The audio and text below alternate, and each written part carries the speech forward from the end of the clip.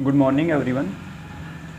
Last class के अंदर हमने मॉलिक्यूलर ऑर्बिटल थ्योरी के कुछ पोस्टुलेट्स पढ़े थे, जिनके बारे में मैंने एक एक पोस्टुलेट आपको एक्सप्लेन किया था, समझाया था कि कौन पोस्टुलेट क्या कह रहा है और क्या समझाने की कोशिश कर रहा है। तो ईच पोस्टुलेट के बारे में हमने क्या करी थी, बात करी थी। अब यहाँ पर उसी थ्योरी से रिलेटेड हम एक टर्म पढ़ेंगे, जिस टर्म का नाम है LCAO कॉन्सेप्ट। मतलब फुल फॉर्म क्या है? Linear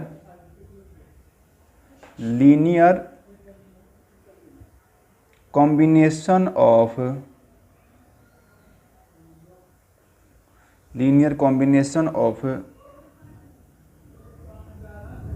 atomic orbital. क्या पढ़ेंगे हम? Linear combination of atomic orbital के बारे में हम बात करेंगे। तो जो टर्म हमारे पास में वो क्या है? Linear combination of atomic theory. मतलब हम LCAO कॉन्सेप्ट के बारे में बात करेंगे कि यहाँ पर एटॉमिक ऑर्बिटल्स आपस में कॉम्बिनेशन किस तरीके से करते हैं। और ये जो थ्योरी है, जो लेको थ्योरी जो है, जिसको हम क्या बोलते हैं, linear combination of atomic orbital theory, ये अपनी थ्योरी में क्या एक्सप्लेन करने की कोशिश करती है, क्या समझाने की कोशिश करती है। तो मैं एक एक करके इस टर्म को, कंप्लीट टर्म को क्या करूँगा, एक्सप्लेन करूँगा। तो सबसे पहले बात करें कि ये जो थ्योरी है ना, ये थ्योरी एक्सप्लेन करती है, क्या एक्सप्लेन करती है?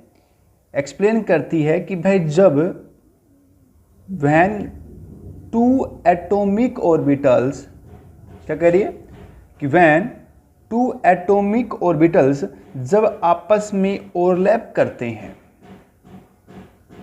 क्या करते हैं? ओवरलैपिंग करते हैं। जब टू एटॉमिक ऑर्बिटल आपस में क्या करते हैं?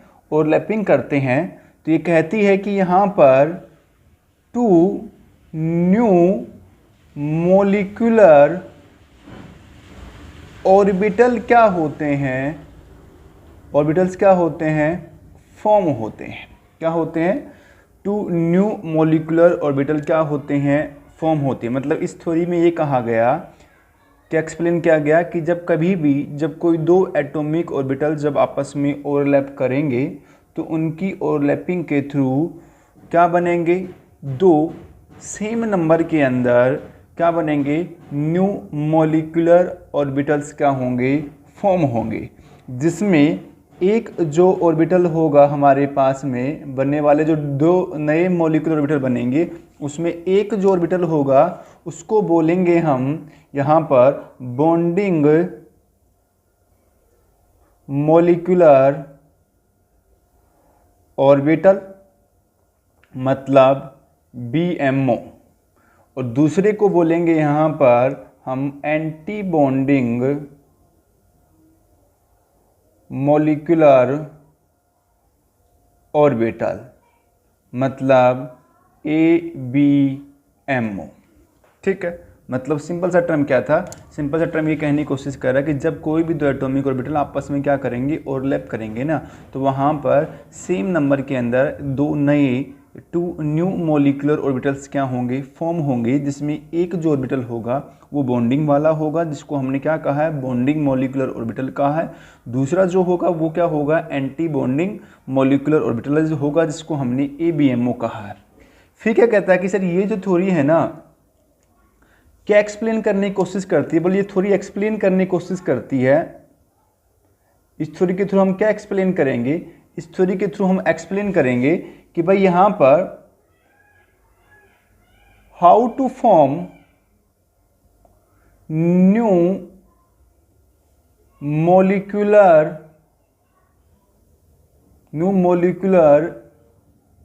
Orbitals forms. मतलब यहाँ पर क्या कह रहा है कि यहाँ पर हम इस थ्योरी में एक्सप्लेन करने की कोशिश करेंगे कि यहाँ पर जो नए जो मोलिकुलर ऑर्बिटल जो बनते हैं, जिसमें हम किसकी बात करेंगे? बॉन्डिंग वाले की बात करेंगे, और किसकी बात करेंगे? एंटी बॉन्डिंग वाले की। तो यहाँ पर हम इस थ्योरी में ये एक्सप्लेन करने की कोशिश करेंगे कि यहाँ पर बनने वाले जो नए मॉलिक्यूलर ऑर्बिटल हैं वो कैसे बनते हैं, how to form new molecular orbitals. अब मैं इस चीज़ को एक एग्जाम्पल के थ्रू क्या करता हूँ, मैं एक्सप्लेन करने की कोशिश करता हूँ। तो देखना, फॉर एग्जाम्पल मैंने लिया, क्या किया वो सर, मैंने ना एक हाइड्रोजन एटम लिया H+ में H, और मैंने क्या बना दिया, H2 बना दिया। मतलब यहाँ पर ये एटम है, ये एटम है, और ये चेंज किस में हो गया, मॉलिक्यूल में चेंज हो गया। ठीक है, तो यहाँ बोला गया कि यहाँ पर मैंने क्या कहा कि ये हमने इसको H1 है, एक एक हाइड्रोजन, इसको H1 दे दूँ हाइड्रोजन नंबर 1, इसको क्या दे दिया मैंने, हाइड्रोजन नंबर 2, और क्या बना गया, H2 बन गया। अब कह रहा कि सर मान लो कि सर ये हाइड्रोजन का ये एटम 1s, ये न्यूक्लियस, ये हाइड्रोजन का 1s, ये न्यूक्लियस, इन दोनों ने क्या किया, आपस में ओवरलैपिंग करी। दो एटॉमिक ऑर्बिटल आपस में क्या करेंगे, ओवरलैप करेंगे। बहुत सारे एटॉमिक ऑर्बिटल ओवरलैप करी इन्होंने, और ओवरलैप करने के बाद में क्या बना कंपोनेंट के अंदर, बोल ये दोनों अगर आपस में क्या करते हैं, ओवरलैपिंग करते हैं, तो यहाँ पर क्या बना, टर्म जो बना वो क्या बना, ये बॉन्डिंग वाला टर्म बना, ये न्यूक्लियस, ये न्यूक्लियस। ठीक है, तो यहाँ कर कि जब ये दोनों हाइड्रोजन एटम आपस में बॉन्डिंग का ओवरलैपिंग करते हैं, तो यहाँ पर अगर H2 का फॉर्मेशन होता है, मतलब यहाँ पर अगर बॉन्डिंग, अगर मॉलिक्यूलर ऑर्बिटल्स क्या होते हैं, अगर फॉर्म होते हैं, तो उस दौरान यहाँ पर बनने वाला जो मॉलिक्यूलर ऑर्बिटल होगा उसके अंदर इलेक्ट्रॉन जो डेंसिटी है इन एटम की, मॉलिक्यूल की जो इलेक्ट्रॉन डेंसिटी है वो इन बिटवीन, ये न्यूक्लियस है, बोले यहाँ पर अगर बॉन्डिंग, अगर इन ओवरलैपिंग के थ्रू क्या बनता है, अगर बॉन्डिंग मॉलिक्यूलर ऑर्बिटल्स अगर फॉर्म होते हैं, तो उस दौरान बनने वाला जो मॉलिक्यूलर ऑर्बिटल होगा उसके अंदर इलेक्ट्रॉन डेंसिटी जो है वो यहाँ पर इस मॉलिक्यूल के न्यूक्लियस के बीच में क्या होगी, यहाँ पर इलेक्ट्रॉन डेंसिटी क्या कह रहा है, प्रेजेंट होगी इन बिटवीन न्यूक्लियस। अगर क्या बनते हैं, बॉन्डिंग, अगर मॉलिक्यूलर ऑर्बिटल का अगर फॉर्मेशन होता है हाइड्रोजन हाइड्रोजन की ओवरलैपिंग से। फिर दूसरा क्या कह रहा है, मतलब अगर यहाँ पर ओवरलैपिंग हुई, दो हाइड्रोजन एटॉमिक ऑर्बिटल क्या करते हैं, आपस में ओवरलैप करते हैं, और उनकी ओवरलैपिंग से अगर क्या बनता है, यहाँ पर अगर एंटी बॉन्डिंग मॉलिक्यूलर अगर ऑर्बिटल हो बनते हैं, क्या बनते हैं, एंटी बॉन्डिंग मॉलिक्यूलर ऑर्बिटल अगर बनते हैं, तो वहाँ पर कंपोनेंट के अंदर क्या होगा कि वहाँ पर यहाँ पर बनने वाले मॉलिक्यूलर ऑर्बिटल की electron density in between nucleus ना होकर के फार होगी, मतलब अवे होगी, किससे, न्यूक्लियस से, मतलब डिविजिबल क्या होगी, यहाँ पर इलेक्ट्रॉन डेंसिटी होगी, मतलब न्यूक्लियस से क्या होगी, दूर होगी। ठीक है, और जो मतलब यहाँ पर सिंपल सा मुद्दा क्या हो गया, सिंपल सा मुद्दा मेरा कहने का मतलब ये है कि अगर इनकी ओवरलैपिंग से बनने वाला अगर मॉलिक्यूलर ऑर्बिटल है, क्या है ये, अगर मॉलिक्यूलर ऑर्बिटल अगर बनते हैं बॉन्डिंग वाले, तो उस दौरान ओवरलैपिंग के बाद में बनने वाला मॉलिक्यूलर जो ऑर्बिटल होगा उसमें electron density in between nucleus क्या होगी, प्रेजेंट होगी। पर अगर यहाँ पर एंटी बॉन्डिंग अगर मॉलिक्यूलर ऑर्बिटल अगर बनते हैं, तो उस दौरान यहाँ पर बनने वाले मॉलिक्यूलर ऑर्बिटल में जो इलेक्ट्रॉन डेंसिटी होगी वो न्यूक्लियस से क्या होगी, दूर होगी, अवे होगी, कहने का मतलब। और वो जो प्रेजेंस ऑफ इलेक्ट्रॉन डेंसिटी जो होगी वो कैसी होगी, डिविजिबल होगी। और इस एंटी बॉन्डिंग के अंदर ये एक टर्म भी बनेगा जिसको हम क्या बोलते हैं, नोडल प्लेन के नाम से जानते हैं। जो क्या बोलेंगे हम यहाँ पर, नोडल प्लेन बोलेंगे। नोडल प्लेन क्या होगा, फॉर्म होगा। नोडल प्लेन जो होता है ये वो एरिया होता है जहाँ पर इलेक्ट्रॉन के मिलने की प्रोबेबिलिटी क्या होती है, कंपोनेंट के अंदर ज़ीरो होती है। मतलब यहाँ पर नोडल प्लेन एरिया वो एरिया होता है जिसके अंदर इलेक्ट्रॉन के मिलने की प्रोबेबिलिटी या इलेक्ट्रॉन डेंसिटी जो होती है वो क्या होती है, ज़ीरो होती है। तो यहाँ पर ये किस में बना, एंटी बॉन्डिंग मॉलिक्यूलर ऑर्बिटल्स में बना। ठीक है, अब इसी को हम बॉन्डिंग मॉलिक्यूलर ऑर्बिटल और एंटी बॉन्डिंग मॉलिक्यूलर ऑर्बिटल को हम वेव फंक्शन के थ्रू समझाने की कोशिश करते हैं, या एम्पलीट्यूड ऑफ टर्म के अकॉर्डिंग कैसे करते हैं, समझाने की कोशिश करते हैं। तो देखो कैसे हम बात करते हैं कंपोनेंट के अंदर। और सर देखो ये मेरे पास में वेव फंक्शन वाला टर्म मैंने लिया हाइड्रोजन एटम नंबर 1 के लिए, तो सर ये ऊपर नीचे ऊपर नीचे, ठीक है।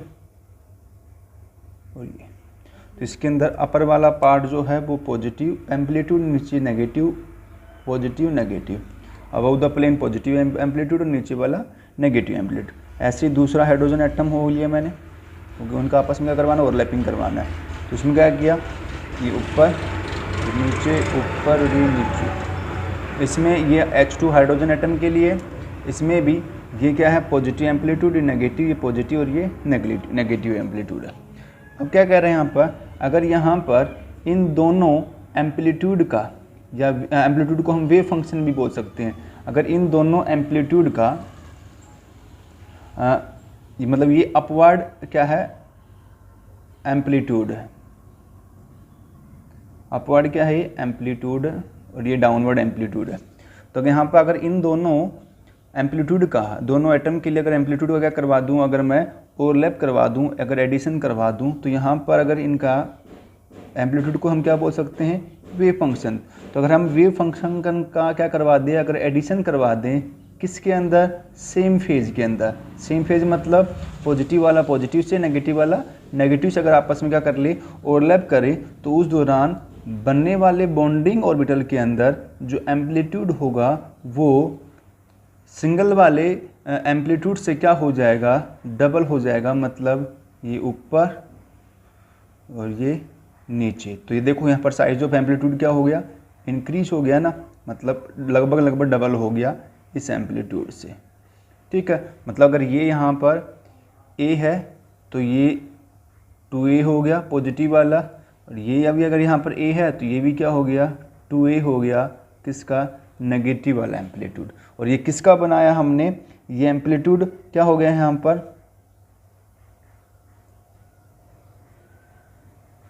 क्या हो गया, डबल हो गया। किसके लिए, बॉन्डिंग मॉलिक्यूलर ऑर्बिटल्स के लिए, ठीक है। किसके लिए, बॉन्डिंग मॉलिक्यूलर ऑर्बिटल्स के लिए। अगर मान लो कि सपोज दैट अगर यहाँ पर फर्स्ट हाइड्रोजन एटम के लिए अगर वेव फंक्शन अगर आपने साइन A माना और इसके लिए क्या माना, वेव फंक्शन साइन B माना, तो इनके एडिशन से बनने वाला जो बॉन्डिंग मॉलिक्यूलर ऑर्बिटल में जो वेव फंक्शन होगा वो कैसा होगा, डबल होगा। तो यहाँ पर फाई इज इक्वल टू क्या हो जाएगा, बॉन्डिंग के लिए साइन A प्लस में साइन B, किसके लिए हो गया ये, BMOs ऑर्बिटल के फॉर्मेशन के लिए यहाँ पर बात किया हमने, ठीक है। तो ये किसकी बात करी हमने यहाँ पर, बॉन्डिंग वाले की। ऐसा ही टर्म अगर मैं किसके लिए बात करूँ, एंटी बॉन्डिंग वाले के लिए बात करता हूँ। अब हम किसके लिए बात करें, एंटी बॉन्डिंग के लिए। तो देखो भाई वही हाइड्रोजन एटम 1, इसमें ये अपवर्ड डाउनवर्ड अपवर्ड और ये डाउनवर्ड। ये दूसरा हाइड्रोजन हमारे पास में H2, इसमें अपोजिट है, ये डाउन ये अप, ये डाउन और ये अप। मतलब ये पॉजिटिव नेगेटिव पॉजिटिव नेगेटिव, यहाँ पर इसके अपोजिट नेगेटिव पॉजिटिव और नेगेटिव के साथ में ओवरलैप करेगा, नेगेटिव वाला पॉजिटिव के साथ में, ये नेगेटिव और ये क्या है पॉजिटिव, ठीक है। तो जब ये दोनों वो क्या कर रहा है, सेम फेज में कर रहे थे, बॉन्डिंग वाले जो थे वो सेम फेज में। अगर यहाँ पर वेव फंक्शन क्या करता है, ओवरलैप करता है अपोजिट डायरेक्शन के अंदर, मतलब यहाँ जो ओवरलैपिंग होगी वो अपोजिट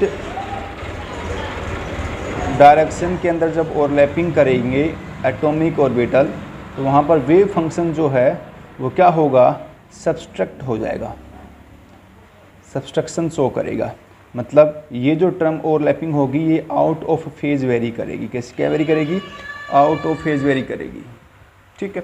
तो देखो, और जब ये आउट ऑफ फेज अगर यहाँ पर कंपोनेंट के अंदर ओवरलैपिंग होगी तो वहाँ पर रिजल्टेंट जो एम्पलीट्यूड मिलेगा,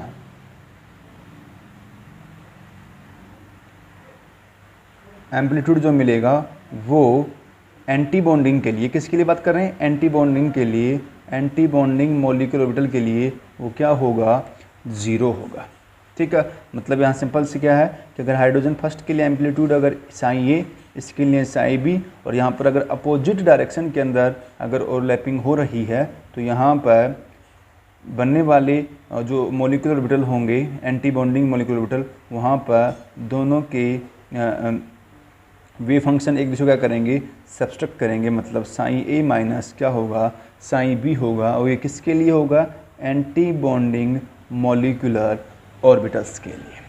ठीक है, एंटी बॉन्डिंग मॉलिक्यूलर ऑर्बिटल्स के लिए। ठीक है, और हम ये अच्छे से जानते हैं,